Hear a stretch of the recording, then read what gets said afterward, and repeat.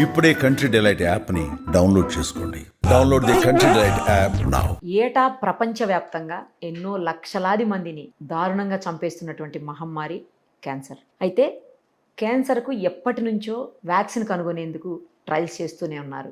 But ఇప్పటికీ success కాలేదు. కానీ లేటెస్ట్గా ఒక న్యూస్ స్ప్రెడ్ అవుతోంది. ఏంటంటే రష్యాలో దీనికోసం వ్యాక్సిన్ కనుక్కున్నారు, ఇక క్యాన్సర్ పేషెంట్స్ అందరూ సర్వైవ్ అవ్వచ్చు అని చెప్పి దాని సారాంశం. అసలు ఇందులో నిజాలు ఎంత?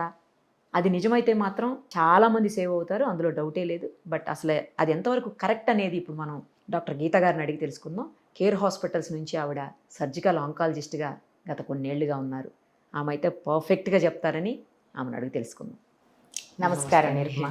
మ్యామ్ చెప్పండి, ఇది ఎంతవరకు కరెక్ట్? అసలు ట్రయల్స్ ఎప్పటి నుంచి అవుతున్నాయి? ఇదంతా అందరికి తెలిసిన విషయమే. బట్ ఇప్పుడు లేటెస్ట్ న్యూస్ ఏంటంటే మొత్తం రష్యా అంతా కూడా క్యాన్సర్ పేషెంట్లకి ఫ్రీగా ఇచ్చేస్తారు, ప్రపంచవ్యాప్తంగా కూడా ఈ వ్యాక్సిన్ని తీసుకోవచ్చు, ప్రతి ఒక్కళ్ళు తీసుకోవచ్చు అన్నట్టుగా స్ప్రెడ్ అయింది news. Is it right are wrong? Actually నేను చూశాను, అది ఒక ఏదో రష్యాలో ఒక ఎంట్రోనిక్స్ అనే vaccine cancer vaccine pre clinical trials finish చేసింది. దే హ్యావ్ అప్రూవ్, అంటే FDA లాగా వాళ్ళకి రష్యన్ ఫెడరల్ ఒక ఏజెన్సీ ఉంది, అది క్లినికల్ ట్రయల్స్ కోసం అప్రూవ్ చేసింది. అంతే, అంతవరకే. అంటే ఆల్రెడీ క్లినికల్ ట్రయల్స్ అయిపోయాయి, అందులో 100% success rate. Pre clinical trials అయిపోయినాయి. ప్రీ క్లినికల్ ట్రయల్స్ అంటే డ్రగ్ క్లినికల్ అంటే హ్యూమన్ వాలంటీర్స్ మీద మనం ప్రయోగించే ముందు ప్రీ క్లినికల్గా, అంటే ఐదర్ ఇన్వైవో అంటే ఒక ఇన్విట్రో సెల్స్ మీద కానీ లేకపోతే యానిమల్స్ మీద కానీ, అంటే ద సేఫ్టీ అండ్ ఎఫెక్టివ్నెస్ ప్రొఫైల్ని చూస్తానికి. దాంట్లో కూడా ఫార్మకోకైనెటిక్స్ పీకే స్టడీస్ అని ఫార్మకోడైనమిక్స్ అని స్టడీస్ ఉంటాయి. అదేంటంటే ఆ డ్రగ్ వల్ల మన బాడీకి ఎలాంటి సైడ్ ఎఫెక్ట్స్ ఉంటాయి, మన బాడీ ఆ డ్రగ్ని ఎలా తీసుకుంటుంది, అలా రెండు ఫార్మకోకైనెటిక్స్ అండ్ ఫార్మకోడైనమిక్స్ ఈ స్టడీస్ చేస్తారు. ప్రీ క్లినికల్ అంటే హ్యూమన్స్కి ఇచ్చే ముందు యానిమల్స్ మీద ఎక్స్పెరిమెంట్స్ ల్యాబ్స్లో చేసే ట్రయల్స్ ఇవమ్మా. ఆ ప్రీ క్లినికల్ ట్రయల్స్ ఫినిష్ చేసి they have given, there government has given approval for clinical trials. ఆ క్లినికల్ ట్రయల్స్ కూడా phase 1, phase 2, phase 3, phase 4 ఉంటాయి అన్నమాట. ఆ phase 1 అంటే ఒక స్మాల్ గ్రూప్లో ట్రై చేస్తారు ఫస్ట్. దాని డోసేజ్ ఎంత, దాని ఎఫెక్టివ్నెస్ ఎంత, దాని సైడ్ ఎఫెక్ట్స్ ఎంత. ఒకవేళ అది సక్సెస్ అయితే 2-3 లార్జర్ గ్రూప్స్లో మల్టీ సెంట్రిక్ అంటే మల్టీ రీజనల్ గ్రూప్స్లో ట్రయల్ చేస్తారు. ఆ ట్రయల్ చేసాక ఒక్కసారి అప్రూవల్ మార్కెట్లోకి డ్రగ్ అప్రూవ్ చేసిన తర్వాత పోస్ట్ మార్కెటింగ్ సర్విలెన్స్ కూడా ఉంటుంది. ఇది యూజువల్గా ఏ డ్రగ్ కానీ డివైస్ కానీ మెడికల్ డివైస్ కానీ ప్రవేశపెట్టేటప్పుడు ఈ ప్రీ క్లినికల్ అండ్ ఈ all faces 1, 2, 3, 4 face of clinical trials వాళ్ళు ప్రతి కంపల్సరీ చేయాల్సింది, చేయకుండా ఏమీ రాదు. Right ma'am, okay. సో ఇప్పుడు మరి ఈ 4 ట్రయల్స్ కూడా సక్సెస్ అవ్వడానికి ఎంత టైం పడుతుంది? అంటే దాన్ని బట్టి వాళ్ళు, అంటే యూజువల్గా the problem with cancer vaccine అంటే ఇప్పుడు కాదమ్మా, అనాదిగా ఈ mRNA వ్యాక్సిన్ అనేది జర్మన్స్ అప్పుడు ముందు కోవిడ్ టైం అప్పటికే చాలా ల్యాబ్లో ఎక్స్పెరిమెంట్స్ జరుగుతున్నాయి కాబట్టే అది ఎస్టపోలేట్ చేశారు. అంటే ఆ mRNA కోవిడ్ వ్యాక్సిన్ కూడా ఉంది, మోడర్నానో ఏదో, ఇఫ్ ఐ రిమెంబర్ కరెక్ట్లీ. అదేంటంటే వాళ్ళు ఆల్రెడీ క్యాన్సర్ మీద mRNA ప్రయోగ పెడుతున్నారు కాబట్టి కోవిడ్ రాగానే అది కోవిడ్కి వాళ్ళకి ఈజీ అయిపోయింది అనమాట, వ్యాక్సిన్ తయారు చేస్తాం అనమాట. ద ప్రాబ్లం ఏంటంటే క్యాన్సర్ వ్యాక్సిన్కి ఇప్పుడు వ్యాక్సిన్స్ అనేది వేరే వాటికి ఇన్ఫెక్షన్స్కి వీటికి అనాదిగా ఉన్నాయి.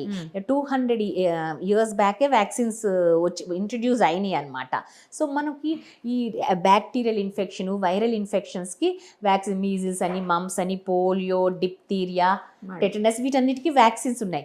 అది చాలా ఈజీ, ఎందుకంటే ఆ వైరస్ బ్యాక్టీరియా అనేది మన ఇమ్యూన్ సిస్టమ్, మన రోగ నిరోధక వ్యవస్థ అనేది ఉంటుంది, ఇమ్యూన్ సిస్టమ్ అనేది ఉంటుంది.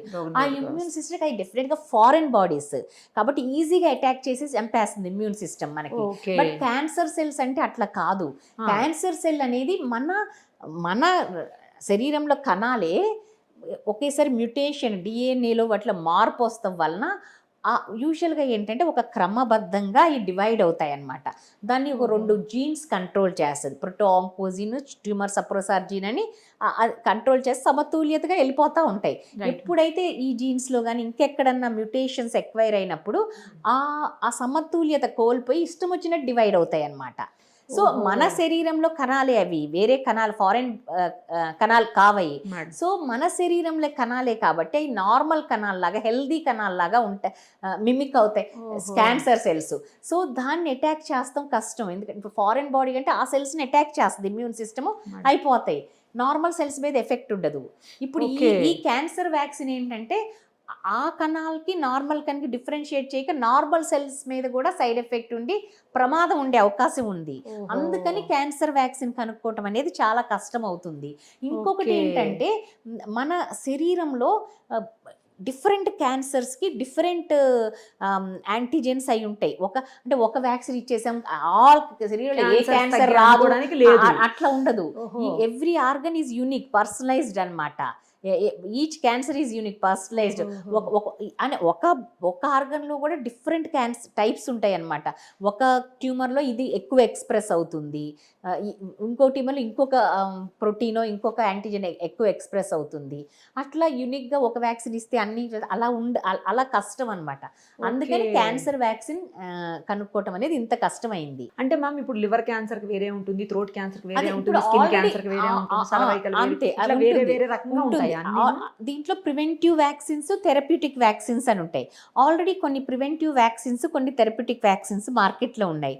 ప్రివెంటివ్ వ్యాక్సిన్స్ ఏంటంటే మరి మీకు ఆల్రెడీ తెలుసు, న్యూస్లో HPV vaccine, human papilloma virus vaccine, అది సర్వైకల్ క్యాన్సర్ Cervical. ప్రివెన్షన్. ఇప్పుడు యంగ్ గర్ల్స్ అందరికీ అది, ఎందుకంటే ఇస్తున్నారు. ఇస్తున్నారు, ఎందుకంటే అది హ్యూమన్ ప్యాపిలోమా వైరస్ అనే వైరస్ వల్ల వస్తుంది కాబట్టి దానికి అగెనిస్ట్ గా వ్యాక్సిన్. ఓకే. అలానే hepatitis B vaccine liver cancer చాలా వరకు ప్రివెంట్ చేస్తుంది. ఎందుకంటే లివర్ క్యాన్సర్కి ఇంచుమించు చాలా వరకు hepatitis B one of the cause కాబట్టి ఆ హెపటైటిస్ బి వల్ల ఇది ప్రివెంటివ్ వ్యాక్సిన్ లాగా. ఓకే. అదే థెరప్యూటిక్ వ్యాక్సిన్స్ అని కొన్ని ఉన్నాయండి. కొన్ని ప్రాస్టేట్ క్యాన్సర్లో ప్రాస్టేట్ ప్యాప్ అంటారు, ప్రాస్టేటిక్ యాసిడ్ ఫాస్ఫేట్ అని ఉంటుంది. దాన్ని టార్గెట్ చేస్తూ పిఎస్ఏ ఈ రెండు టార్గెట్ చేస్తూ సిప్పిలుసిల్ టీ అని ఒక వ్యాక్సిన్ ప్రాస్టేట్ క్యాన్సర్కి మార్కెట్లో ఉంది. అది థెరప్యూటిక్ వ్యాక్సిన్. ఏంటంటే ఆ యొక్క ప్రోటీన్ని టార్గెట్ చేస్తుంది అనమాట ఇది. అలానే బీసీజీనో ఎర్లీ బ్లాడర్ క్యాన్సర్కి బీసీజీ ద్వారా దాని ఇమ్యూన్ సిస్టమ్ అటాక్ చేసేటట్టు బీసీజీ వ్యాక్సిన్. ఈ రెండు థెరప్యూటిక్ వ్యాక్సిన్స్. ఇంకా చాలా ట్రయల్లో ఉన్నాయి ఇలా వ్యాక్సిన్స్ కోసమని. ఆల్రెడీ ఇమ్యూన్ థెరపీ ఇస్తున్నాము. ఇంకా కార్ టీ సెల్స్ థెరపీ అని వచ్చింది ఒకటి. కార్ టీ సెల్స్ థెరపీ అంటే మన శరీరంలో T cells, B cells, T cells అని ఉంటుంది. ఈ రోగ నిరోధక వ్యవస్థలో కొన్ని సెల్స్ ఉంటాయి అన్నమాట, బి సెల్స్, టీ సెల్స్ అని. మన శరీరంలో టీ సెల్స్ బయటికి తీసి, బ్లడ్లోంచి టీ సెల్స్ బయటికి తీసి ఆ టీ సెల్స్ మీద చిమెరిక్ యాంటీజెన్ రిసెప్టర్ అని ఇంట్రడ్యూస్ చేసి, అవి ఆర్టిఫిషియల్ ఎక్కువగా ప్రొడ్యూస్ చేసి అది మనం మళ్ళీ మన బాడీలోకి ఇంట్రడ్యూస్ చేస్తే అది అది ఈ క్యాన్సర్ సెల్స్ని అటాక్ చేస్తుంది అనమాట. స్పెసిఫిక్ రిసెప్టర్ దాని మీద పెట్టి. అది ఆల్రెడీ క్యూర్ అవుతుందా మేడం? లేకపోతే చాలా వరకు రిజల్ట్స్ బెటర్ ఉన్నాయి. అది ఆల్రెడీ బ్లడ్ క్యాన్సర్స్లో లుకీమియాసు, లింఫోమాసు వీటిలో చేస్తున్నారు. Already car T cell therapy అనేది కొన్ని అది బ్లడ్ క్యాన్సర్స్లో ఆల్రెడీ మన ఇండియాలో కూడా ఇస్తున్నారండి. ఇంకా రాను అది సాలిడ్ ట్యూమర్స్లో కూడా వచ్చే అవకాశం ఉంది అలాంటివి. కానీ ఎప్పటికీ అనేది తెలియదు. అంటే వస్తుంది, అది తొందరలో వస్తుంది. బట్ క్యాన్సర్ వ్యాక్సిన్ అనేది ఇక అంటే స్పెసిఫిక్ యాంటీజెన్ అంటే ఇప్పుడు దానికి ఏంటంటే నార్మల్ సెల్స్ కూడా యాంటీజెన్స్ ప్రొడ్యూస్ అవుతాయి. బట్ ఈ క్యాన్సర్ సెల్స్ అధిక రేట్లో ప్రొడ్యూస్ చేస్తాయి. బట్ అట్లా కూడా కష్టం, ఎందుకంటే కొంతవరకు నార్మల్ సెల్ డ్యామేజ్ కూడా ఉంటుంది అలా మన వ్యాక్సిన్స్. కొన్ని ఏంటంటే నియో యాంటీజెన్స్ అని ఇప్పుడు అంటే ఓన్లీ ట్యూమర్స్ పర్సనలైజ్డ్ అనమాట.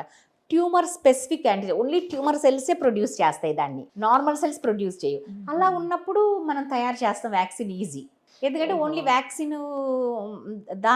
దానికి అగెనిస్ట్గా యాంటీబాడీస్ ప్రొడ్యూస్ చేసి ఇంట్రడ్యూస్ చేసామనుకోండి, అది ఓన్లీ ఆ క్యాన్సర్ సెల్స్ని టార్గెట్ చేస్తాయి. Right ma'am. ఇప్పుడు రకరకాల క్యాన్సర్స్ ఉన్నాయి మీరు అన్నట్లు, ఒక్కోదానికి సంబంధం లేని క్యాన్సర్స్ ఇవన్నీను.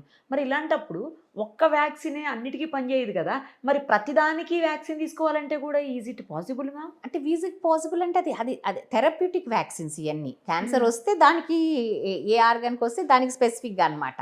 అప్పుడు ప్రివెన్షన్ వ్యాక్సిన్ కాదు. ఓకే, వచ్చాక తీసుకునే వ్యాక్సినే.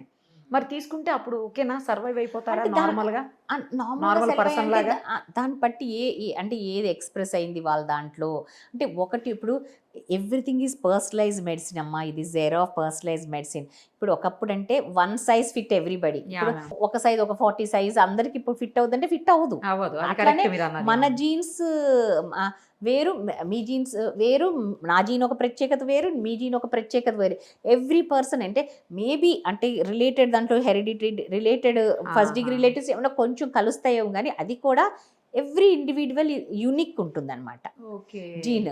సో మనం పర్సనలైజ్డ్ అంటే ఇప్పుడు ఒక బ్రెస్ట్ క్యాన్సర్ ఒక 10 మందికి ఉందండి.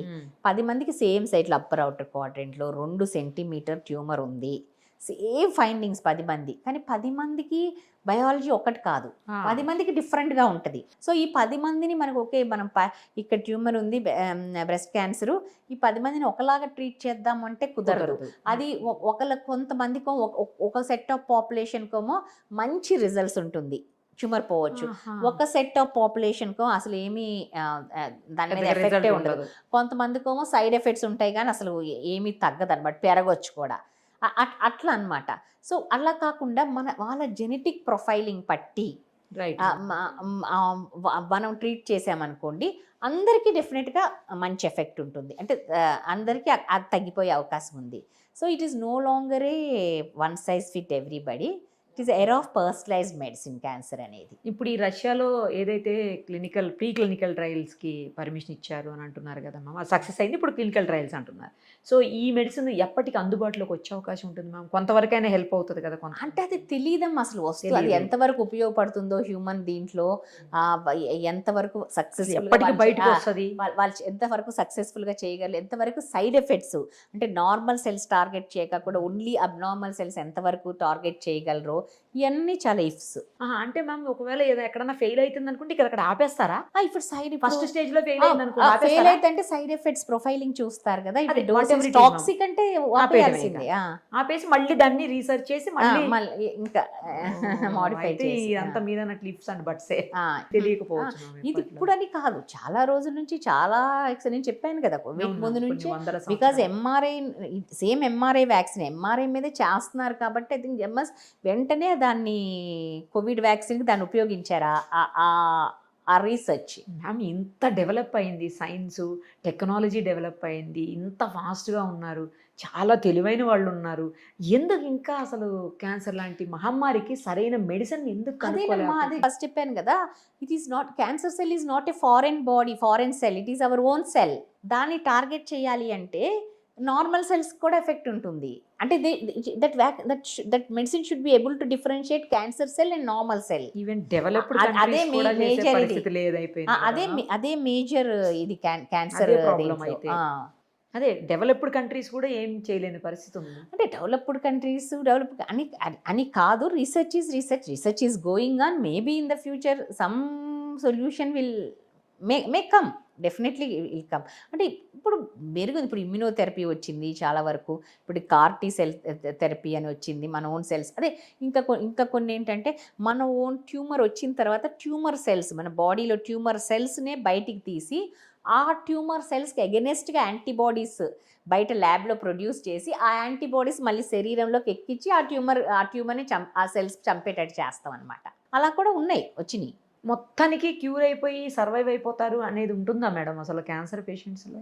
స్టేజ్ని బట్టి ఉంటుంది. ఇప్పుడు క్యాన్సర్ సర్వైవల్ ఇప్పుడు చాలా వరకు ఎర్లీ స్టేజ్గా డయాగ్నోస్ చేస్తే above 90-95% above 5 years survival rate ఉంది. అబోవ్ 5 years అంటే చాలా వరకు అబోవ్ 95% ఉంది.